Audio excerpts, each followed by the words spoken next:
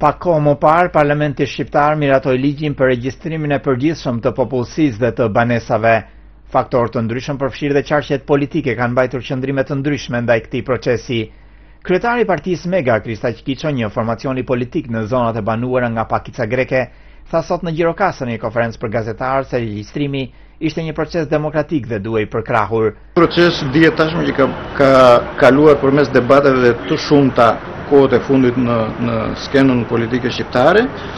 Ne besojmë që regjistrimi i popullsisë është një proces i rëndësishëm për faktin e integrimit të Shqipërisë në familjen evropiane.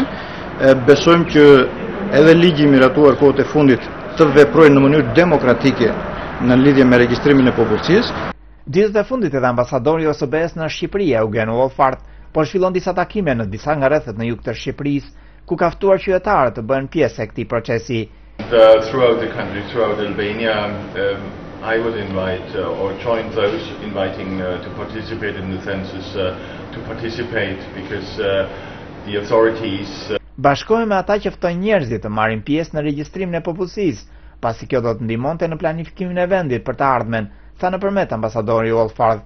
Ambasadori i OSBE-s ka vlerësuar se regjistrimi i popullsisë me analizat demografike dhe ekonomike ndihmon në zhvillimin e njësive vendore. So I would invite to look upon the census as an opportunity for improved development. E shoh regjistrimin e popullsisë si një mundësi për zhvillimin e vendit, duke filluar nga niveli lokal, pra me bashkinë, tha zoti Wolfart.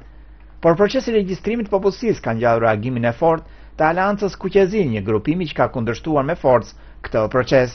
Gjatë një turi takimesh nëpër Shqipëri, Aleanca ka shprehur shqetësimin se ky proces do të deformonte të dhënat reale për numrin e pjesëtarëve të pakicës greke në Shqipëri.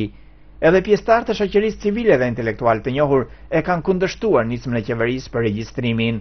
Pak kohë më parë, ndrimi i kombësisë me vendim të gjykatave nga shqiptarë në grek kishte ngjallur diskutime të forta në vend dhe madje ishte kërkuar rishikimi i ligjit për gjendjen civile. Ndonse Greqia përballet me një krizë të fortë ekonomike dhe financiare, rreth 500.000 shqiptarë vazhdojnë të jetojnë në këtë vend si emigrant ekonomik. Një pjesë e vogël e tyre gjatë 15 viteve të fundit të emigracionit janë detyruar të ndrojnë emrat. Mjaft rretha në Shqipëri janë të shqetësuara pikërisht se procesi i fundit të regjistrimit i pritshëm të kryhet në vjesht mund të ndikonte në një rritje artificiale të numrit të pjesëtarëve të pakicës greke në Shqipëri. Për këtë numër, si Athina dhe Tirana zyrtare kanë qëndrime mjaft të diferencuara. Për Zërin e Amerikës nga Gjirokastra, Raimond Kola.